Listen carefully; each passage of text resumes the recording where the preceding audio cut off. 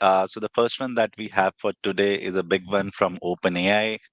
So OpenAI has introduced GPT-4o. The O stands for Omni, and the key features that they are highlighting is that it's free, it's better, and it's faster.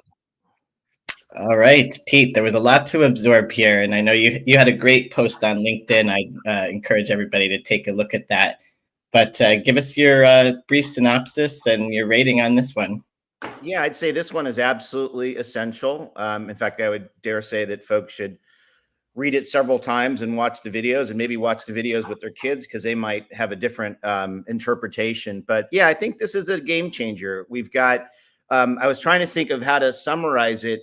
And I would say, first and foremost, the term that kept coming to mind was almost like the Alexification of AI, of OpenAI, but smarter, more empathetic, a bit more humble, and definitely more integrated with other modalities. And so this is kind of a triumph of voice that I think everybody, Google, Amazon, was trying to get to. And now it's really coming to us furiously in a very, very user-friendly format. And I think that's going to be a game changer. And then closely related to that, I think OpenAI is further democratizing access, or lowering barriers, lowering costs.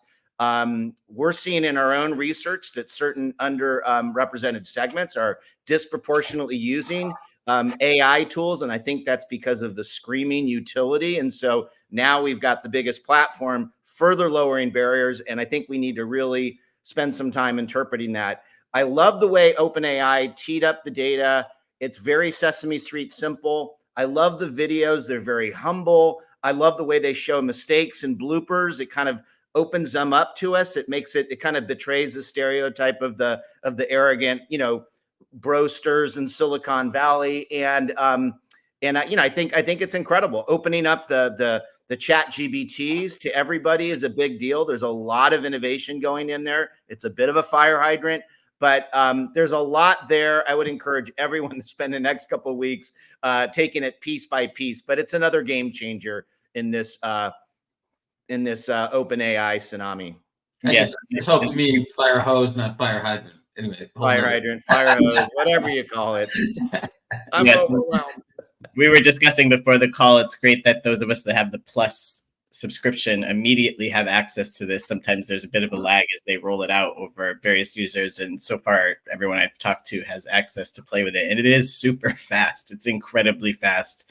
I messed around with it a bit this morning. I don't know if anyone's going to disagree with Essential here, but I'd love to hear what stuck out for you, Adam and John, on this. Sure. Well, first, I just want to note, when, Pete Blackshaw says this is essential, I mean, Pete is so knowledgeable.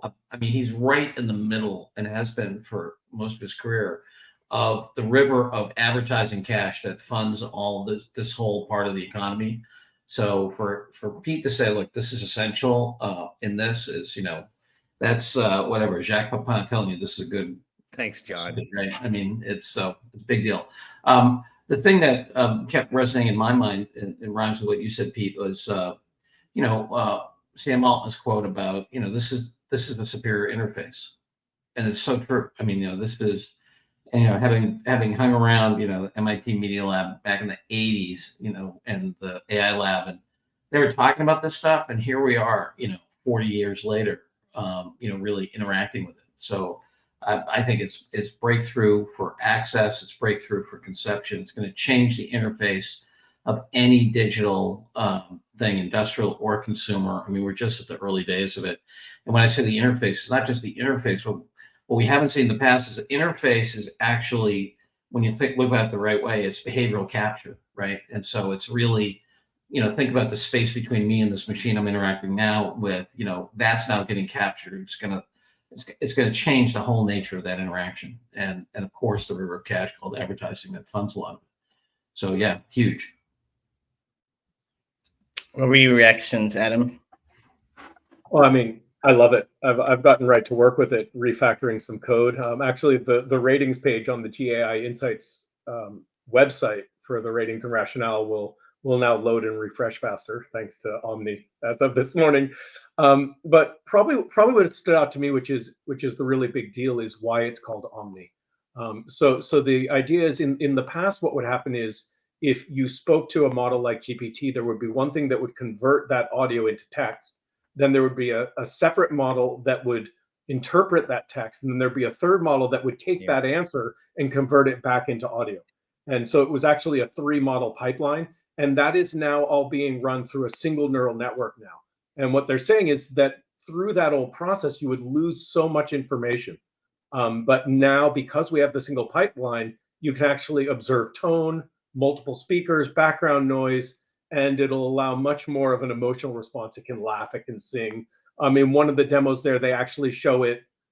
They have it create 2 different singers, like a baritone and a soprano, and it's a single AI that you're chatting with, but it actually has the 2 voices singing in harmony, right? So we're really just starting to scratch the surface of what this can do, but probably more than anything, what this new pipeline enables is, it used to be latency between 3 and 5 seconds on average to get a response out of this voice system. And now it's down to like 200 to 300 milliseconds, which is. I think we lost Adam, unless this is my internet. Yeah, no. Yeah, I think what he's going to say is, it's below human threshold for. In terms of our ability to. Yeah, I think I'm back. You're in and out, Adam, so we're going to have John finish up here. Awesome. Yes. No, I think that and there's a lot of early research when they were designing, the early computers that showed that when you have a very fast, sub-perceptive interaction, you stay in a flow state. So you have a totally different relationship than, even and as soon as you get to perceptible weight, your cognition changes a lot. So the fact that it's approaching seamless interaction is huge. All right. So absolutely essential. I'm really excited to see what people build off of this, right? I think this really just opens up a whole other world of use cases. And the fact that they've made the cost go down, we've been hearing over and over again, you can't really beat the performance of the GPT-4 model, but it's super expensive to run. And, people we've spoken to have constantly started experimenting with other models, trying to replace it because it's so expensive. And now hopefully this kind of stops that bleeding for OpenAI. So absolutely essential. We'll go on to the next.